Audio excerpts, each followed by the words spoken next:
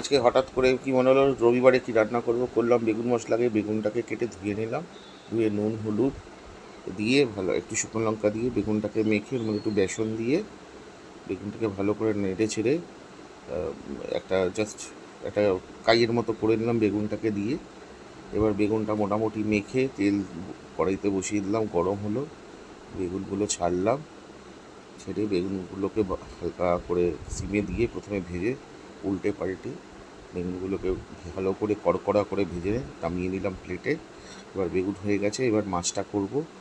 মাছের জন্য আগে কড়াইতে তেল নিলাম, নিয়ে আগে মশলাটাও খুব বানিয়ে নিলাম। নুন হলুদ একটু জিরে গুঁড়ো হলুদ গুঁড়ো কাঁচা লঙ্কা আর আদা বাটা দিলাম।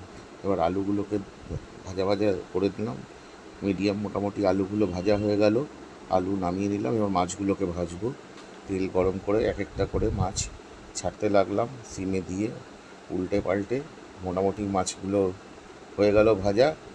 এবার কড়াইতে যা তেল ছিল তেলটাকে কমিয়ে অল্প তেল নিয়ে এবার মশলাটা করব। তো কী করলাম, একটু জিরে একটা লবঙ্গ আর একটা এলাচ ফাটিয়ে মশলাটা জন্যে রেডি করলাম। করে এবার আমি পুরো যে এই মশলাটা অনেকক্ষণ ধরে টমেটো কাঁচা লঙ্কা দিয়ে রেখেছিলাম এবার ওর মধ্যে দিয়ে দিলাম, দিয়ে আলুগুলোকে দিয়ে ওই 5-7 মিনিটের মতো ঢাকা দিয়ে রাখলাম।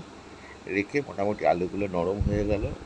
এবার আস্তে আস্তে নেড়ে ছেড়ে দেখছি মশলাটা খাপ কষে এসছে, আবার একটু ঢাকা দিয়ে কিছুক্ষণ রাখলাম। রাখার পরে দেখলাম মশলাটা মোটামুটি প্রায় ভালোই কষে গেছে। যাওয়ার পরে একটু পাশে একটু জল গরম করে নিলাম, নিয়ে জল দিয়ে এবার ভালো করে তারপরে আলুগুলো দিলাম, আবার দিয়ে ওর মধ্যে মাছগুলোকে ছাড়লাম, ছেড়ে দেখে চেক করে নিলাম আলু সেদ্ধ হয়ে গেছে। এই আলু সেদ্ধ হয়ে গেছে, এবার কি করব, এবার গ্যাসটা বন্ধ করে ধনেপাতা ছড়িয়ে 5-7 মিনিট রেখে দিলাম রেস্ট করতে।